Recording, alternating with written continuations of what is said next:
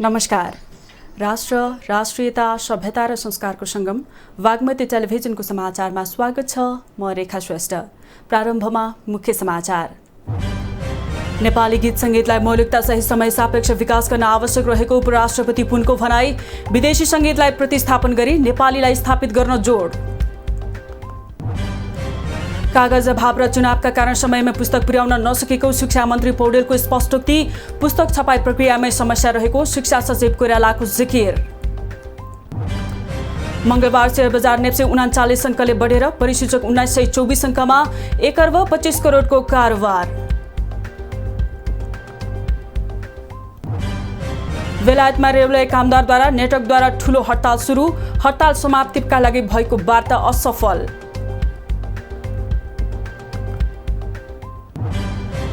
र एसएससी महिला टी20 च्याम्पियनसिप अन्तर्गत समूह चरणको अन्तिम खेलमा नेपाल हङकङसँग 7 विकेटले पराजित। फाइनल प्रवेशका लागि नेपाल र युएई भिड्ने।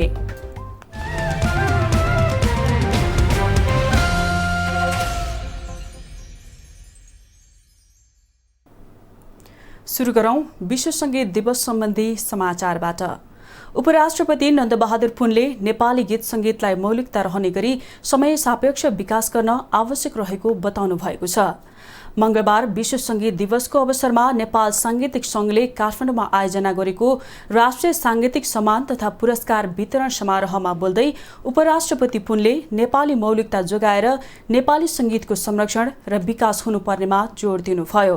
उपराष्ट्रपति पुनले युवा पुस्ताहरू पश्चिमी गीत सङ्गीतप्रति आकर्षित हुँदै गएको भन्दै सङ्गीतकर्मीहरूले नेपाली मौलिक सङ्गीतप्रति मोह बढाउने काम गर्न आवश्यक रहेको बताउनुभयो।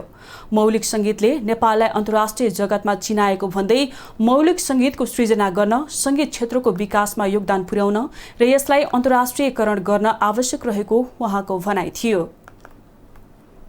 हाम्रो मौलिक सङ्गीतले नेपाललाई अन्तर्राष्ट्रिय जगतमा चिनाएको छ र मौलिक सङ्गीतको सिर्जना गर्ने सङ्गीत क्षेत्रको विकासमा योगदान पुर्याउने र यसलाई अन्तर्राष्ट्रियकरण गर्न महत्त्वपूर्ण योगदान पुर्याउनु हुने सम्पूर्ण नेपाली सङ्गीतकारहरूमा म उच्च सम्मान व्यक्त गर्न चाहन्छु।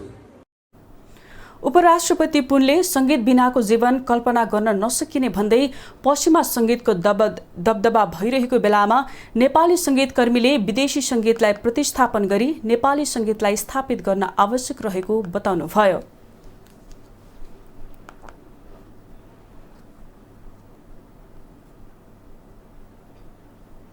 शिक्षा, विज्ञान तथा प्रविधि मन्त्री देवेन्द्र पौडेलले बजारमा कागज अभाव र स्थानीय निर्वाचनका कारण समयमा विद्यालयहरूमा पाठ्यपुस्तक पुर्याउन नसकिएको बताउनु भएको छ। मंगलबार प्रतिनिधि सभा अन्तर्गतको शिक्षा तथा स्वास्थ्य समितिको बैठकमा बोल्दै शिक्षा मन्त्री पौडेलले यस्तो बताउनु भएको हो। उहाँले बजारमा करिब 15 दिन कागज अभाव, स्थानीय निर्वाचनमा जनक शिक्षाका कर्मचारी खटाउनु र त्यही समयमा स्थानीय निर्वाचन मतपत्र छपाई भएकाले पुस्तक छपाईमा ढिला भएको जिकिर गर्नुभयो। मन्त्री पौडेलले सरकारले पुस्तक व्यवसायीहरू र सरकारी डाटा समेत हेरेर पुस्तक वितरण गरिरहेको बताउनुभयो। विद्यालयमा शिक्षक अभावको विषयलाई सम्बोधन गर्न 5000 नयाँ दरबन्दी थप्ने तयारी भए पनि अर्थ मन्त्रालयबाट स्वीकृत नभएको उहाँको भनाइ थियो। शिक्षा सेवा आयोगबाट परीक्षाबाट भाग ल्याएर अनि दरबन्दीको चाहिँ बढी गरेर कम गरेर मिलाएर एक तरिकाले चाहिँ दरबन्दीको समस्या हल गर्ने 3 वर्षभित्रमा पूर्वाधार बनाउने आँकडा छ। त्यहाँदेखि आशा विद्यालयले यसमा बोले र हामी चाहिँ कमसेकम बनाउँदै पनि हामीलाई छ र चाहिँ हामीले सुधार्दै गइरहेको हुनाले सुधार्दै पनि भएका। त्यस्तै शिक्षा सचिव यादव प्रसाद कोइरालाले पाठ्यपुस्तक छपाई प्रक्रियामा नै समस्या रहेको बताउनुभयो। उहाँले पाठ्यपुस्तक छाप्नको लागि भदौ महिनामा नै ऋण लिनुपर्ने र छपाईको काम गर्दा ब्याज बढेर दोब्बर हुने भएकाले पुस्तक छपाईको काम ढिलो भइरहेको दावी गर्नुभयो। सचिव कोइरालाले सार्वजनिक खरिद प्रक्रियाबाट पाठ्यपुस्तक खरिद र छपाई भएसम्म सधैँ समस्या रहिरहने दावी गर्नुभयो। शिक्षा ऐन नआएको कारणले गर्दा स्थानीय तहले अनुमोदन गर्न रोकिएको होइन। तर समस्या कहाँ हो भनेदेखि अनुमोदन गर्नको लागि हामीले स्थानीय तह 12 कक्षाको अनुमोदन गर्नको लागि 6औं तहको त्यहाँको स्थानीय तहको कर्मचारीले गर्न सक्दैन। समस्या हाम्रो चाहिँ त्यहाँनेरि त्रुटिपूर्ण छ, हिजोको दिन त्रुटिपूर्ण छ। सचिव कोइरालाले सरकारले तत्काल पाठ्यपुस्तक खरिदमा सार्वजनिक खरिद प्रक्रिया छोटो बनाउनुपर्ने आवश्यकता रहेको बताउनुभयो। स्थानीय तहलाई 12 कक्षासम्म जिम्मा दिँदा शिक्षामा गुणस्तर कमजोर बन्दै गएको उहाँको भनाइ छ।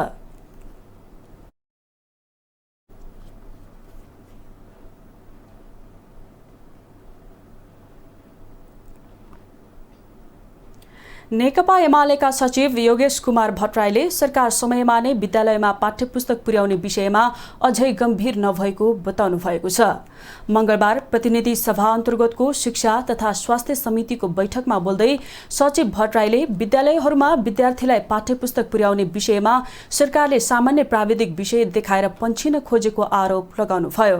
भट्टराईले सरकारले प्राविधिक समस्या भन्दा पनि जनक शिक्षा सामग्री केन्द्रको प्रशासनिक व्यवस्थापकीय सुधार र क्षमता अभिवृद्धिको कुरालाई व्यावसायिक स्किम ल्याएर देखाउनु पर्ने बताउनुभयो।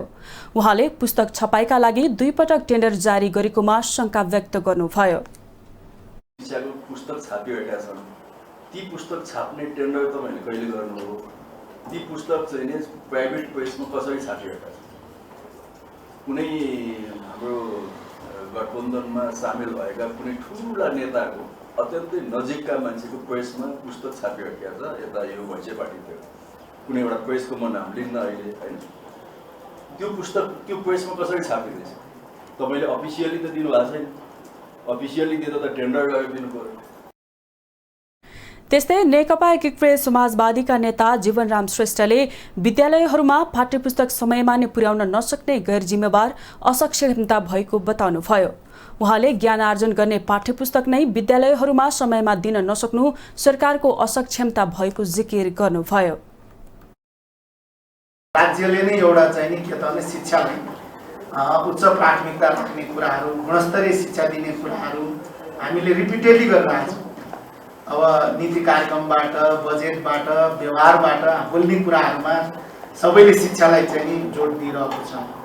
तर हामी चाहिँ नि अब जुन शिक्षा प्राप्त गर्ने पुस्तक हो त्यही चाहिँ नि दिन सकिरहेको छैन।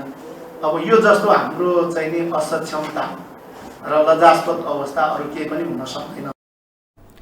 उहाँले स्थानीय तहलाई माध्यमिक तहसम्मको विद्यालयको जिम्मेवारी दिए पनि शिक्षा ऐन नभएको कारण शिक्षामा गुणस्तर कम हुँदै गएको बताउनुभयो।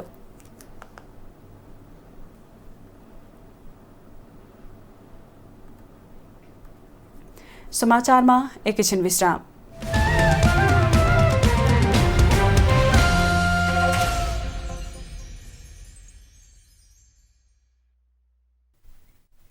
हामी समाचारको निरन्तरतामा छौं। अब बाँकी समाचार।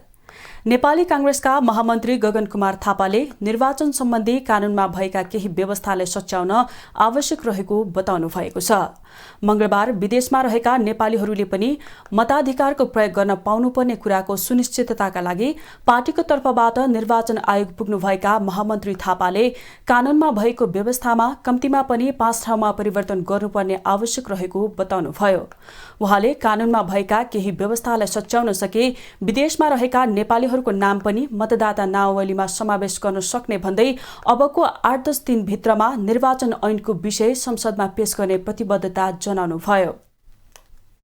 10 दिनभित्रमा यो निर्वाचन ऐनको विषय चाहिँ संसदमा पेश गर्छौं र त्यसका निम्ति चाहिँ राजनीतिक समझदारी कायम गरेर अलि छिटो त्यसलाई संसदमा पारित गर्ने कुरामा उहाँले हाम्रो भूमिका अपेक्षा गर्नुभयो, जुन हामीहरू गर्छौं। महामन्त्री थापाले बुधबारबाट काठमाडौँमा स्थानीयका लागि छुट्टै मतदाता नावली संकलन केन्द्र बनाई बाहिरी जिल्लाका लागि फरक मतदाता नावली संकलन केन्द्रको स्थापना गर्ने र स्थानीय तहमा नै नावली संकलन गर्ने कुरामा पनि छलफल भइरहेको बताउनुभयो।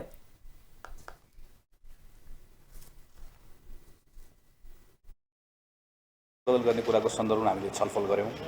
आयोगले यो सन्दर्भमा पनि सकारात्मक जवाफ दिएको छ। खाली निर्वाचनको मिति कहिले घोषणा हुने भन्ने कुराले के कुराहरू समस्या ल्याउन सक्छ भन्ने भएकोले हामी सरकारको सम्बन्धित यो अधिकारीहरूसँग छलफल गरेर मिलेसम्म अहिले पनि केही दिन अरु थप स्थानीय तहमै नावली संकलन गर्छौं। त्यस्तै अर्का महामन्त्री विश्वप्रकाश शर्माले विदेशमा रहेका नेपालीहरूले मताधिकारको प्रयोग गर्न पाउने कुरालाई निर्णयमा पुर्याउनका लागि छलफल गरेको बताउनुभयो। नेपाल बाहिर रहेका 40 लाख नेपालीहरूको भावना गाँच्ने कुरालाई मध्यनजर गरेर यो काम अघि बढाइएको महामन्त्री शर्माको भनाइ थियो। नेपालमा भूगोल पनि छ, मेचीदेखि महाकालीसम्मको र भावना पनि छ। तर मेचीदेखि महाकाली बाहिर रहेको नेपाल 40 लाखको सङ्ख्यामा फैलिएको छ, जोसँग भूगोल छैन तर नेपाली भावना छ। त्यसैले यो भोट गाँच्ने कुरा भन्दा पनि भावना गाँच्ने कुरा हो र नेपालको समुन्नतिमा दुईटा नेपाललाई गाँसेर जाने भन्ने कुरा हो। महामन्त्री शर्माले भेटमा प्रमुख आयुक्त थपलियाले निर्वाचन ऐनलाई सच्याउने कुरामा संसदमा राजनीतिक दलहरूसँग समझदारी गरी पेश गर्न र पास गर्ने वातावरण मिलाइदिन आग्रह गरेको बताउनुभयो।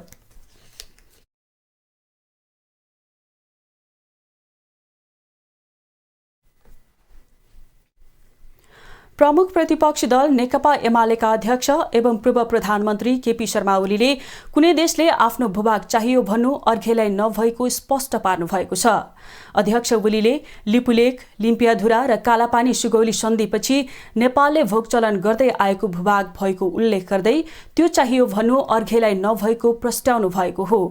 मंगलबार पूर्व राजदूतहरूको समूहले काठमाडौँमा आयोजना गरेको एक अन्तर्क्रिया कार्यक्रममा बोल्दै उहाँले छिमेक सम्बन्धीलाई सुदृढ बनाउनकै लागि आफूले भौगोलिक अखण्डताको सवालमा प्रधानमन्त्री हुँदा भारतसँग उच्च स्तरीय वार्ता गरेको र राजनैतिक खचपच नभएको भए हालसम्म लिपुलेक, लिम्पियाधुरा र कालापानी नेपालको भूगोल भइसक्ने जस्तो आफूलाई लाग्ने गरेको पनि बताउनुभयो। अध्यक्ष ओलीले राष्ट्रिय हितको पक्षमा खुलस्त भएर कुराकानी गर्दा मात्रै देशहरूको बीचको सम्बन्ध अझ सुदृढ हुने कुरा आफूले उच्च स्तरीय वार्ताको क्रममा पटक पटक राखेको पनि स्मरण गराउनुभयो। नेपालको राजनीतिक खचपच नभएको भए लिम्पियाधुरा, लिपुलेक, कालापानी वा अन्य सीमा सन्दर्भहरू चाहिँ अहिलेसम्ममा समाप्त भइसकेका हुन्थे भन्ने मलाई लाग्छ। किनभने मैले खुलस्त छलफल गरेको थिएँ र यो मित्रता सुदृढ गर्न र अगाडि बढाउनका लागि हो। मित्रता सुदृढ गर्ने र अगाडि बढाउने सन्दर्भमा यो हाम्रो भौगोलिक अखण्डताको प्रश्न, हाम्रो सीमा सम्बन्धी प्रश्न एउटा व्यवधानको रूपमा छ। त्यसकारण यसलाई लुकाउने कुरा होइन, देखाएर भन्ने कुरा छ र तपाईँहरूसँग छलफल गरेर टुङ्ग्याउने कुरा छ भन्ने जस्ता कुराहरू कुनै अनुचित कुरा होइनन्। अध्यक्ष ओलीले हामीले आफ्नो भूगोल चाहियो भन्नु कुनै राष्ट्रसँगको सम्बन्ध बिगार्नु नरहेको पनि पटक पटक दोहोर्याउनु भयो।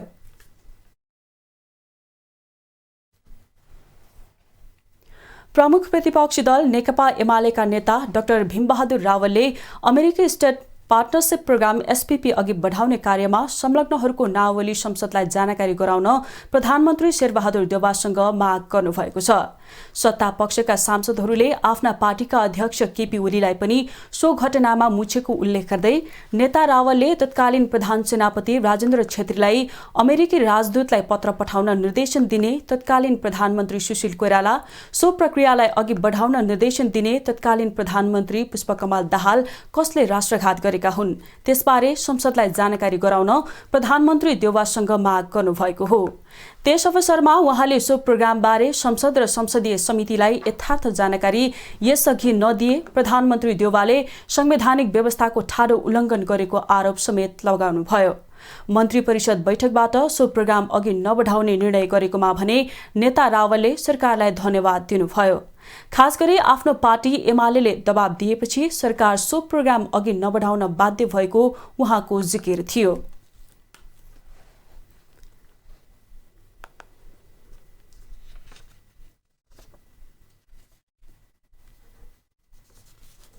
पत्र सहित यो सदनलाई देखाउने गरी साँच्चीकै कसले पत्र लेखेर दुईजना प्रधानमन्त्रीजीले जहिलेको मैले नाम लिए उहाँहरूले त्यो पत्र लेख्नु भएको हो कि होइन र तत्कालीन प्रधान सेनापतिलाई त्यति बेला आदेश दिने व्यक्ति सुशील कोइरालाजी हुनुहुन्थ्यो कि र अहिले सरकारका कतिपय व्यक्तिहरूले भने जस्तो तत्कालीन प्रधानमन्त्री नेकपा एमालेका अध्यक्ष केपी शर्मा ओलीजी हुनुहुन्थ्यो।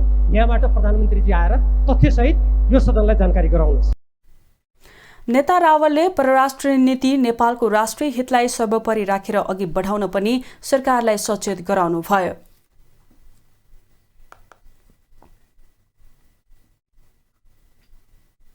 समाचारमा एकैछिन विश्राम।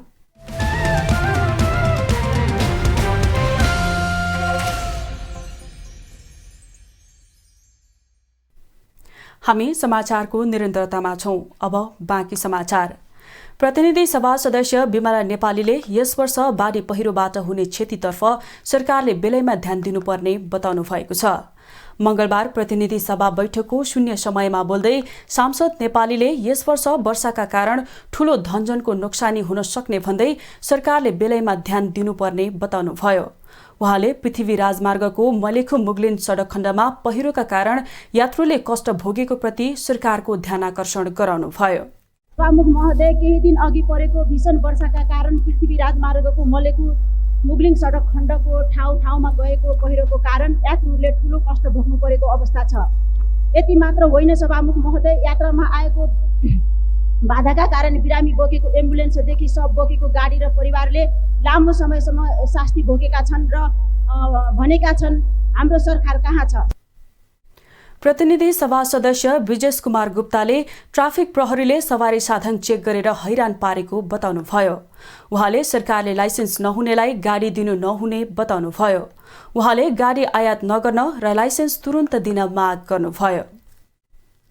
या सरकारले तपाईको कुनै पनि गाडी जबसम्म लाइसेन्स हुँदैन तबसम्म दिनु हुँदैन। यदि दिन्छ भने निश्चय नै चलाइन्छ। त्यसकारणले गर्दाखेरि म के भन्न चाहन्छु भने गृह मन्त्रालय मार्फत र अर्थ मन्त्रालय मार्फत यदि गाडी तपाईको आयात नगर्ने, निर्यात आयात नगर्ने र तपाईको लाइसेन्स तपाईको तुरन्तै दिने र तपाईको ट्राफिक प्रहरीले यो जुन कार्य गरिरहेको छ त्यसलाई तपाईको बन्द गर्नु पर्यो। यस्तै बिमला विकले संस्कृति, पर्यटन तथा नागरिक उड्डयन मन्त्री प्रेमबहादुर आलेलाई अपशब्द प्रयोग गरेका कारण सरकारले कारबाही गरे नगरेको बारे प्रश्न गर्नुभयो। उहाँले मन्त्री आलेको सो शब्द गठबन्धन जोगाउने अमृत बाँडिने भयो कि भन्ने व्यङ्ग्य समेत गर्नुभयो। केही दिन अगाडि सरकारको संस्कृति सिकाउने, पर्यटन भित्राउने मन्त्रीले आफ्नो विभागीय अधिकारीले आफ्नो कार्यकक्षमा बोलाएर गरेको दुर्व्यवहार, अश्लील गाली छाडा शब्दहरू जो हामी साथीभाइ परिवारको अगाडि बसेर सुन्न पनि सक्दैनौँ। त्यस्तो अश्लील हरकत गर्ने मन्त्रीज्यूलाई सरकारले कारबाही गर्यो कि के गर्यो? हुन त गठबन्धन जोगाउनु छ, त्यो पनि अमृत बाँडी नै भयो होला। यस्तै भीमसेन दास प्रधानले राजधानी काठमाडौँलाई जलमग्न हुनबाट बचाउन राजधानी काठमाडौँका प्राकृतिक खहरी खोला, राजकिलो, टुकुचा, धोबी खोलालाई नापनक्सा गरी पूर्ववत अवस्थामा ल्याइ पुर्याउनु पर्ने बताउनुभयो। त्यसैगरी काठमाडौँका डाँडामा भइरहेका अतिक्रमण पनि रोक्नुपर्ने उहाँले बताउनुभयो।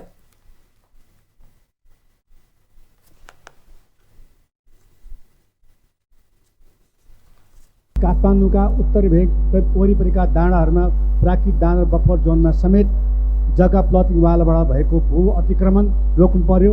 हरियाली मासेको छ र काठमाडौँका पहाडहरू दुवै रोग लागेपछि तातीपाती भएको छ, सौन्दर्यता हराएको छ। राजधानीलाई बस्न योग्य सहर बनाऊ। यस्तै भैरव बहादुर सिंहले जय पृथ्वी राजमार्ग अघिल्लो वर्षदेखि नै अवरुद्ध भएको भन्दै सो राजमार्ग सुचारू गर्न माग गर्नुभयो। जय पृथ्वी राजमार्ग पनि ठुलो क्षति भएको छ र जो 4 किलोमिटर बाटोमा सेती नदी नै बगिराखेको आजका दिनसम्म सेती नदी नै बगेको छ। बदाङ जिल्ला पूर्ण रूपमा सडक सञ्जालबाट वञ्चित भएको छ। त्यसैले त्यो जय पृथ्वी राजमार्गलाई सञ्चालन गर्नको लागि के कस्तो उपाय गर्नुपर्छ, म सभाको मार्फत भौतिक योजना मन्त्रीलाई त्यो बाटो सुचारू गरिदिनु पर्यो। त्यो नदीको बहालाई हटाएर त्यो सडक बनाइदिनुपर्छ भन्ने मेरो माग छ। यस्तै महेन्द्र कुमारी लिम्बुले सरकारसँग इन्धनको मूल्य घटाउन र बजारको अनुगमन गर्न माग गर्नुभयो। जनताको दैनिक जनजीवनमा मूल्य वृद्धि नराम्रो असर परेको छ। पेट्रोल, डिजल, मट्टीतेल तथा खाना पकाउने ग्यास, आकाशीय र मूल्यको कारणले सबै वस्तुहरू बजार भाउ बढेर गएको तथा विपन्न परिवारलाई बाँच्नै कठिन भएको छ। सरकारले इन्धन लगायत मूल्य घटाउने र बजार अनुगमन गर्ने तत्काल व्यवस्था गरोस्। यस्तै रामेश्वर राय यादवले नागरिकता विधेयक अविलम्ब संसदमा प्रस्तुत गरी समस्या समाधान गर्न अनुरोध गर्नुभयो। राष्ट्रिय विषय वा समस्याको रूपमा जरो गरेको नागरिकता विधेयक अविलम्ब सदनमा प्रस्तुत गरी सदा सर्वदाको लागि समस्या समाधान गरियोस्। नागरिकता भन्ने बित्तिकै यो मधेसको समस्या हो भन्ने बुझाइबाट माथि उठेर यो राष्ट्रिय समस्या हो भनेर सर्वसम्मत ढङ्गले समाधान खोजियोस्। उहाँले नागरिकताको समस्यालाई मधेसको मात्रै समस्या नठानी राष्ट्रिय समस्याको रूपमा लिएर समस्याको समाधान खोज्नुपर्ने बताउनुभयो। सत्तारूढ दलका सांसदहरूले नै सरकारको चर्को आलोचना गर्न सुरु गरेका छन्। सत्तारूढ नेपाली कांग्रेसका सांसद सञ्जय कुमार गौतम, नेकपा माओवादी केन्द्रकी सांसद धर्मशिला चापागाई र नेकपा एकीकृत समाजवादीकी सांसद पार्वती कुमारी बिसङ्कुले जनतालाई अझै मलको व्यवस्था गर्न नसकेको, आगामी आर्थिक वर्षको बजेटमा आफ्ना निर्वाचन क्षेत्रका लागि कुनै पनि बजेट विनियोजन नगरेको, महँगीले जनता मारमा पर्दा पनि राहत दिने तयारी समेत नगरेको भन्दै सरकारको चर्को आलोचना गरेका हुन्। मंगलबार प्रतिनिधि सभा बैठकमा विशेष समय लिएर बोल्दै कांग्रेस सांसद गौतमले असार 15 बित्न लाग्दा समेत मलको अझै व्यवस्था गर्न नसकेको उल्लेख गर्दै सरकारप्रति आक्रोश व्यक्त गर्नुभयो। उहाँले महँगीको मारमा परेका जनतामा निराश छाउन थालेको उल्लेख गर्दै त्यसतर्फ सचेत रहन पनि सरकारको गम्भीर ध्यानाकर्षण गराउनुभयो। मल छैन, जति कराए पनि सत्ता पक्षले करायो, प्रतिपक्षले करायो, हामीहरू सुरुदेखि नै संसदमा कराइरहेको छौँ। असाढ 15 आउन थालिसक्यो तर मलको अहिलेसम्म व्यवस्था भएन। मलको हाहाकार छ, जनता आक्रान्त छ। त्यही कारण सरकारको व्यवस्था गर्नुपर्छ, होइन भने यसको प्रभाव दीर्घकालीन रूपले नराम्रो हुन्छ। आम जनता निराश छन्। आफ्नो निर्वाचन क्षेत्रमा आगामी आर्थिक वर्षका लागि एउटा पनि बजेट नपारेको भन्दै नेकपा माओवादी केन्द्रकी सांसद धर्मशिला चापागाईले आपत्ति जनाउनुभयो। गत माघ महिनादेखि जनताका सरकारका योजनाहरूमा बजेट हाल्नका लागि अर्थमन्त्री जनार्दन शर्मासँग कुरा गरेको उल्लेख गर्दै उहाँले त्यहाँ किन बजेट नपारेको हो जनतालाई तत्काल जवाफ दिन सरकारसँग माग गर्नुभयो। जनताको बुझाइमा संसद किन निकममा हामीले यो संसद स्थापना गर्नका लागि, यो संसदलाई यहाँ चलाउनका लागि मलाई लाग्छ यहाँनिर केही राजनीतिक दल छोडेर सबै एउटा परिवर्तनको विभिन्न चरणमा आन्दोलनको नेतृत्व गरेर आएका हामी राजनीतिक दलको नेतृत्व यहाँ छ। त्यो एउटा पृष्ठभूमि संविधान बन्यो र आज जनताले संसदलाई विश्वास गर्न सक्ने स्थिति किन बनेन। अर्का सत्तारूढ दल नेकपा एकीकृत समाजवादीकी सांसद पार्वती कुमारी बिसुङ्केले माथिल्लो कर्णाली जलविद्युत आयोजनाको नामै लिन सरकारले नचाहेको भन्दै असन्तुष्टि व्यक्त गर्नुभयो। उहाँले सो जलविद्युत आयोजना नेपाली लगानीमै सम्पन्न गर्ने गरी अघि बढाउन पनि सरकारलाई दबाब दिनुभयो। दैलेख अछामसँग सम्बन्धित यो अप्पर कर्णालीको विषय हामीले पटक पटक सदनमा कुरा उठायौँ। पटक पटक हामीले सदनमा कुरा उठाउँदा पनि सरकार यो विषयमा सूचनाविहीन भएको हामीले महसुस गरेका छौँ। सांसद बिसुङ्केले नेपालको जलविद्युत निर्यात गरेर राष्ट्रिय अर्थतन्त्रमा समेत योगदान पुर्याउन सक्ने सो आयोजनाको काम अघि बढाउन किन विलम्ब गर्नु परेको भनी सरकारसँग प्रश्न समेत गर्नुभयो।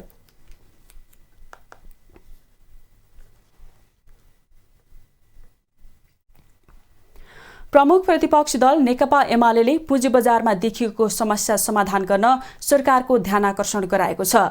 प्रतिनिधि सभाको मंगलबारको बैठकमा समय माग गरी बोल्दै एमालेका प्रमुख सचेतक विशाल भट्टराईले पुँजी बजार संकटपूर्ण अवस्थामा गुज्रिरहेको बताउनुभयो। पुँजी बजार धरायसी हुँदा सिङ्गो अर्थतन्त्रमै गम्भीर असर परेको र लगानीकर्ताहरूको लगानी जोखिममा परेको भन्दै उहाँले पुँजी बजारको पुनरुत्थान गर्न सरकारको ध्यानाकर्षण गराउनुभयो। उहाँले नेपाल राष्ट्र बैंकले आफ्ना नीतिहरूलाई पुनरावलोकन गरेर भए पनि पुँजी बजारको जोखिम हटाउनु पर्ने बताउनुभयो। नीतिहरूलाई पुनरावलोकन गरेर भए पनि यो शेयर मार्केटका लगानीकर्ताहरूको जुन जोखिम छ त्यो जोखिमबाट पुनरुत्थान गर्नका लागि जोरदार रूपमा हामी माग गर्न चाहन्छौँ। सचेतक भट्टराईले लगानीकर्ताहरूले आत्महत्या गर्ने तहसम्मको अवस्था उत्पन्न भएको भन्दै राज्यले आफूलाई बेखबर र गैर जिम्मेवार बनाउन नहुने बताउनुभयो। उहाँले लगानीकर्ताको सुरक्षा राज्यले गर्नुपर्ने बताउनुभयो। उहाँले पुँजी बजार सुधारको माग राखी अञ्चन र तिलक कोइरालाको स्वास्थ्य अवस्था गम्भीर हुँदै गइरहेको भन्दै कोइरालाको माग सम्बोधन गर्न पनि सरकारसँग माग गर्नुभयो। नेपाल राष्ट्र बैंकले पनि आफ्ना कतिपय कुराहरूमा पुनरावलोकन गरेर हामीले छिटोभन्दा छिटो यत्रो दिन अनसन बसिरहनु भएको छ, अनसनमा बसिरहनु भएका तिलक कोइरालाको स्वास्थ्यका लागि पनि उहाँहरूको जीवन रक्षाका लागि पनि र लाखौँ नेपालीहरूको लगानीलाई सुरक्षा गर्नका लागि पनि शीघ्र नेपाल सरकारले अर्थ मन्त्रालयले उहाँहरूको मागलाई सम्बोधन गरोस्।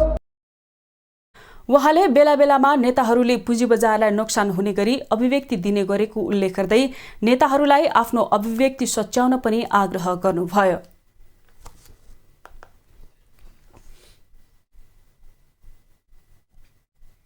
अब आर्थिक समाचार।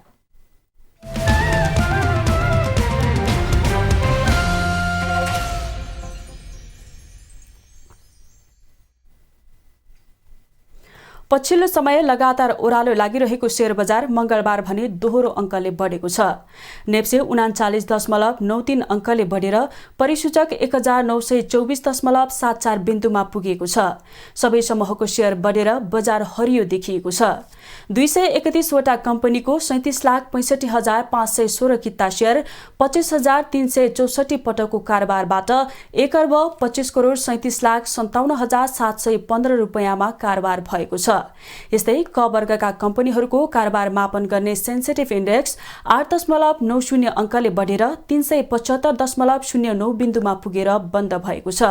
सबैभन्दा धेरै नेपाल दूरसञ्चार कम्पनीको 11 करोड 72 लाख रुपियाँको शेयर किनबेच भयो। सबैभन्दा धेरै आँधी खोला र CYC लघुवित्तको शेयर 10% बढ्दा नोबेल ब्यालेन्स फन्ड 2 को शेयर करिब 2.93% घटेको छ।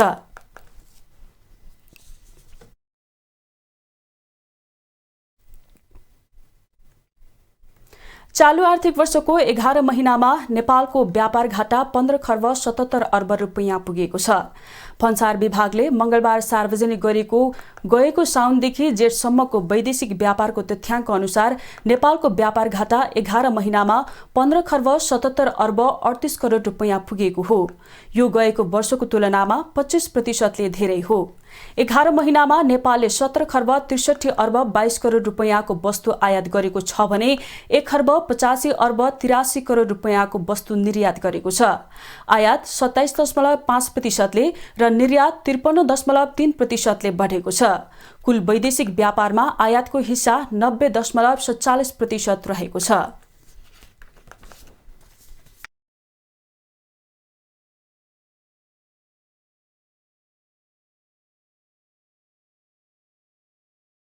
आपूर्ति मन्त्री दिलेन्द्र प्रसाद बडुले पेट्रोलियम पदार्थको आपूर्ति व्यवस्था सहज बनाइराख्न बाध्यात्मक रूपमा मूल्य वृद्धि गर्नु परेको बताउनु भएको छ।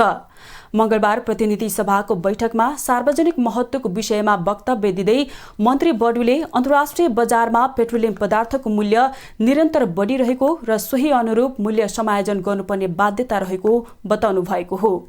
उहाँले नेपाल आयल निगमलाई जेठ मसान्तसम्म मात्रै 50 अर्ब रुपियाँ घाटा भएको बताउनु भयो। उहाँले इन्डियन आयल कर्पोरेसनलाई 22 अर्ब बक्यौता रहेको उल्लेख गर्दै कर्पोरेसनलाई तिर्नुपर्ने रकम बढ्दै जाने हुँदा आपूर्ति व्यवस्थालाई सहज बनाउनका लागि मूल्य समायोजन गर्नुपरेको स्पष्ट पार्नुभयो। उहाँले रूस युक्रेन युद्धका कारण विश्वव्यापी रूपमा ऊर्जाको सङ्कट निम्तिएको र पेट्रोलियम पदार्थको मूल्य बढेर आइरहेको बताउनुभयो। इन्डियन आयल कर्पोरेसनलाई हाल 22 अर्ब बक्यौता रहेको व्यवहार समेत म सदन समक्ष जानकारी गराउन चाहन्छु। पछिल्लो समय रूस युक्रेन युद्धका कारण सिर्जना भएको विश्व ऊर्जा सङ्कटका कारण निगमले प्राप्त गर्ने पेट्रोलियम पदार्थको मूल्य लगभग सबैजसो समय बढेर आइरहेको अवस्था छ। मन्त्री बडुले सरकारले एलपी ग्यासको खपत न्यूनीकरण गर्ने र विद्युतको खपत बढाउन विद्युत महसुलमा सहुलियत दिई राहत प्रदान गर्ने, विद्युतीय चुलो लगायत विद्युतीय सामग्री प्रयोग बढाउनका लागि करमा छुट प्रदान गर्ने नीति लिएको पनि बताउनुभयो। उहाँले विद्युत प्रयोग गर्ने उद्योगलाई विद्युत महसुलमा छुट दिने सरकारको नीति रहेको पनि उल्लेख गर्नुभयो।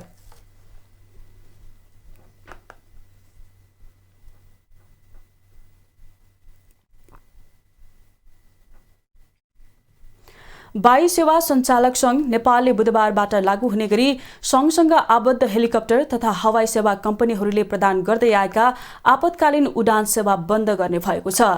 मंगलबार काठमाडौँमा आयोजित पत्रकार सम्मेलनमा यसबारेमा जानकारी गराइएको हो। वायु सेवा सञ्चालक संघ नेपाली विमानस्थल सेवा शुल्क नियमावली 2078मा यात्रु सेवा शुल्क, ल्यान्डिङ, पार्किङ, नेभिगेसन लगायतका सम्पूर्ण शुल्क वृद्धि फिर्ताको माग गरेको छ।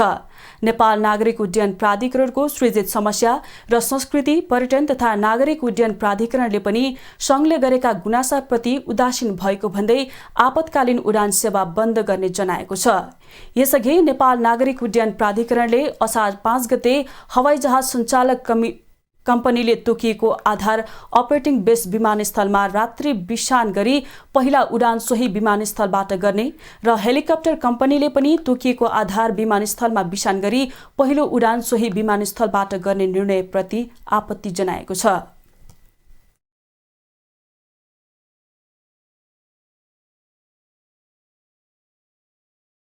नेपाल नागरिक उड्डयन प्राधिकरणले मिति 2079-3-5 गते प्रेस विज्ञप्ति मार्फत हवाईजहाज सञ्चालक कम्पनीले मिति 2079-3-13 गतेदेखि तोकिएको आधार अपरेटिङ बेस विमानस्थलमा रात्रि बिसान गरी पहिलो उडान सोही विमानस्थलबाट गर्ने र हेलिकप्टर कम्पनीले पनि मिति 2079-3-7 गते भनेको आजैको दिनदेखि तोकिएको आधार विमानस्थलमा रात्रि बिसान गरी पहिलो उडान सोही विमानस्थलबाट गर्ने गरी गरेको निर्णयप्रति यस सङ्घको गम्भीर ध्यानाकर्षण भएको छ।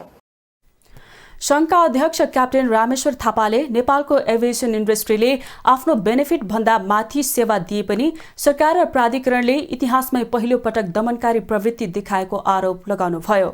उहाँले प्राधिकरणले भनेका कुराहरूलाई मान्दा पनि ट्रक, टेम्पो व्यवसाय गरे जस्तो व्यवहार वायु सेवा सञ्चालकसँग गरेको बताउनुभयो। आफ्नो बेनिफिट भन्दा पनि प्रफिट भन्दा पनि माथि उठेर र आफ्नो व्यवसायलाई साँच्चै भन्नुपर्दाखेरि सेवाको हिसाबले र अगाडि बढाउन एकदमै दत्तचित्त भएर लागिरहेको अवस्था छ। आज यसलाई यो सायद नेपालको सिभिल एभिएसन इन्डस्ट्रीको हिस्ट्रीमै पहिलोचोटि यो किसिमको दमनकारी प्रवृत्ति देखा भएको छ र कुनै एउटा ट्रक व्यवसायीले अथवा चाहिँ कुनै एउटा टेम्पो व्यवसायीले गरेको जस्तो व्यवहार हामीलाई भयो। यो व्यवसाय त्यस्तो होइन। अध्यक्ष थापाले पोखरा र भैरवामा रहेको विमानस्थलको घाटालाई पूर्ति गर्न नागरिकमाथि भारी बोकाइएको आरोप लगाउनुभयो।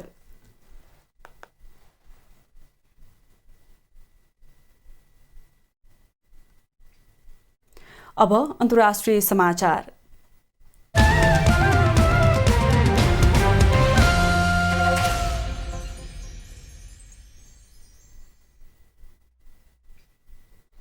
बेलायतमा रेलवे कामदारका नेटवर्कले 3 दशकभन्दा धेरै समयताको ठूलो हडताल सुरु गरेका छन्। रेलका यात्रुको भिडले मंगलबार अराजकताको सामना गर्न सक्ने बताइएको छ। हडताल समाप्तिको लागि भएको वार्ता असफल भएको बताइएको छ। यसको अर्थ रेल युनियनका 50,000 भन्दा बढी सदस्य यस हप्ता 3 दिनको लागि आफ्नो कामबाट बाहिरिएका छन्। रेल र लन्डन भूमिगत स्टेशन मंगलबार बिहान बन्द भएपछि मानिसलाई घरबाट काम गर्न वा अफिसमा वैकल्पिक मार्ग खोज्न बाध्य भएको बताइएको छ। लन्डनको बाहिरी भागमा बिहान 6 बजेपछि बस स्टेशनमा मानिसको भिड पर्खिरहेको थियो। यातायात सचिव ग्रान्ट साप्सले यस हडतालको निन्दा गर्नुभएको छ। सन् 1970 को खराब पुराना दिनहरूको सम्झना पुनः आएको उहाँले बताउनु भएको छ।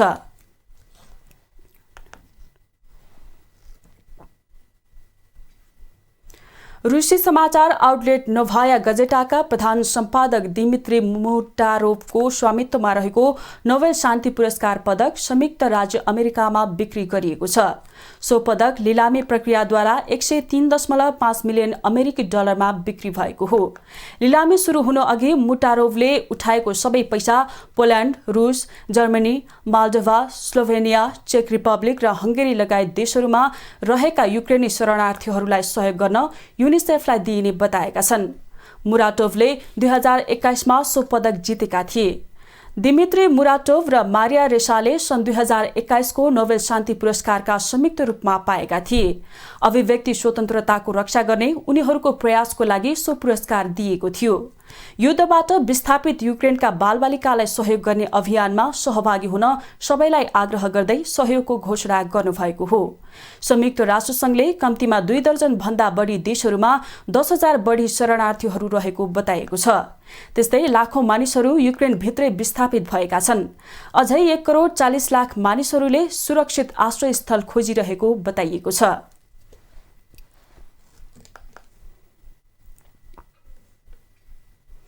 इजरायलको कमजोर गठबन्धन सरकारले संसद भङ्गको घोषणा गर्दै त्यस सम्बन्धी विधेयक द्रुत मार्गबाट पारित गर्ने बताएको छ। अब हुने निर्वाचनमा विपक्षी नेता पूर्व प्रधानमन्त्री बेन्जामिन नेतन्याहुले पुनरागमन वा लामो राजनीतिक गडबडीको अर्को अवधिको चरण निर्धारण गर्नेछ। 3 वर्षको अन्तरालमा अब हुने निर्वाचन 5औं हुनेछ। प्रधानमन्त्री नफ्ताली बेनेटले सोमबार पदभार ग्रहण गरेको 1 वर्षपछि वैचारिक विविधतायुक्त 8 राजनैतिक दलको गठबन्धन तोडेर अर्को निर्वाचनको घोषणा भएको हो। यस एडिट पार्टीका नेता तथा समाज कल्याण मन्त्री मिर कोहेनले गठबन्धन सरकारले बुधबार मतदान सम्बन्धी विधेयक संसदमा प्रस्तुत हुने बताएका छन्। अब अर्को निर्वाचन आगामी अक्टोबरमा हुनेछ। नयाँ सरकार गठन नभएसम्म प्रधानमन्त्री बेनेटका प्रमुख सहयोगी विदेश मन्त्री यायर ल्यापिड कार्यवाहक प्रधानमन्त्री बन्नेछन्।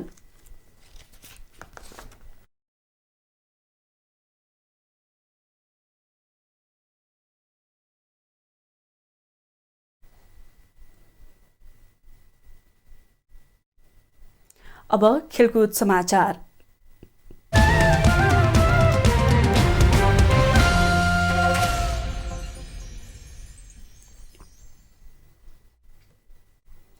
मलेसियामा जारी एसीसी महिला टी20 च्याम्पियनसिपमा नेपाल हङकङसँग 7 विकेटले पराजित भएको छ। किनरारा ओभलमा नेपालले दिएको 110 रनको लक्ष्य पछ्याएको हङकङले 15.5 ओभरमा 3 विकेट गुमाउँदै 112 बनाएर जित हासिल गर्यो। हङकङका लागि ओपनर मेरिको हिलले सर्वाधिक 45 रन बनाइन्। अर्की ओपनर बोल्ला वो ई सीता राणा मगरको हातबाट 9 रनमा एलबीडब्ल्यू आउट भइन्। ओपनर मेरिको हिल स्पिनर सङ्गीता राईको बलमा ममता चौधरीबाट क्याच आउट भइन्। तेस्रो क्रममा आएकी नताशा माइल्सले 28 रनमा र 5औं क्रममा आएकी साने सहजाद 4 रनमा अविजित रहे। चौथो क्रममा क्लोरी च्यान 17 रनमा सङ्गीता राईबाट बोल्ड आउट भइन्। नेपालका लागि स्पिनर सङ्गीता राईले सर्वाधिक 2 विकेट लिइन्। यसअघि टस जितेर पहिले ब्याटिङ गरेको नेपालले 20 ओभरमा 6 विकेट गुमाएर 109 रन बनायो।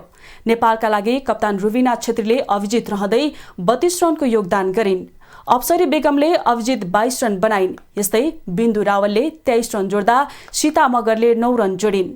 ममता चौधरी 7, कविता जोशी 4, काजल श्रेष्ठ 1 र इन्दु वर्मा 0 रनमा आउट भइन्। हङकङकी बेटी चानले 2 तथा मारियम बिबी र एरिसा हर्बार्टले 1-1 विकेट लिए। समूह बीमा रहेको नेपाल 3 खेलमा 6 अङ्कका साथ सेमी फाइनलमा पुगिसकेको छ। नेपाल पराजित हुँदै सेमी फाइनलमा युएईको सामना गर्नेछ। च्याम्पियनसिपको फाइनल पुग्ने 2 टोलीले महिला टी20 एसिया कप क्रिकेटमा छनौट हुनेछ।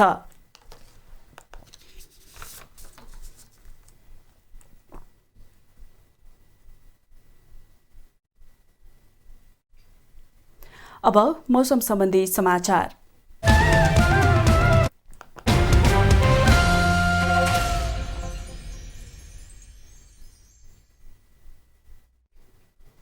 आज राति प्रदेश 1, मध्य प्रदेश, बागमती प्रदेश, गण्डकी प्रदेशमा सामान्य बदली तथा बाँकी भूभागहरूमा आंशिक बदलीदेखि मौसम सामान्यतया सफा रहनेछ।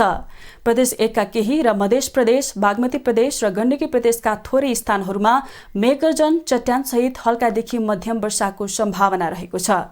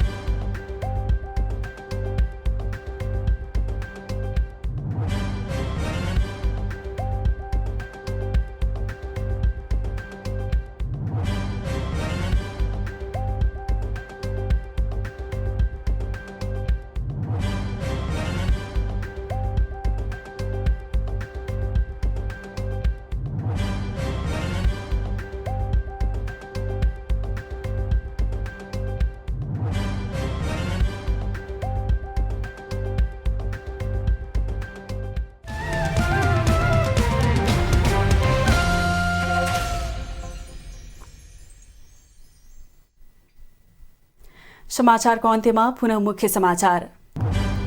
नेपाली गीत संगीतलाई मौलिकतासहित समय सापेक्ष विकास गर्न आवश्यक रहेको उपराष्ट्रपति पुनको भनाई। विदेशी संगीतलाई प्रतिस्थापन गरी नेपालीलाई स्थापित गर्न जोड। कागज अभाव र चुनावका कारण समयमै पुस्तक पुर्याउन नसकेको शिक्षा मन्त्री पौडेलको स्पष्टोक्ति।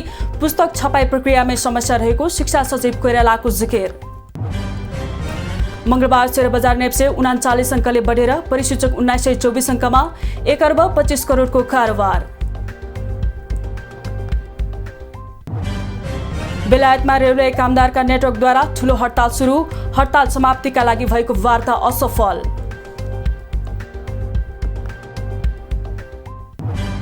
र आइसिसी महिला टी20 च्याम्पियनसिप अन्तर्गत समूह चरणको अन्तिम खेलमा नेपाल हङकङसँग 7 विकेटले पराजित। फाइनल प्रवेशका लागि नेपाल र युएई भिड्ने।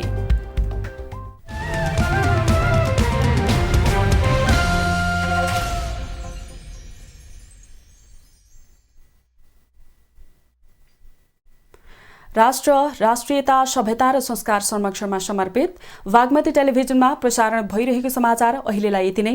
हेर्दै रहनुहोला बागमती टेलिभिजन। नमस्कार।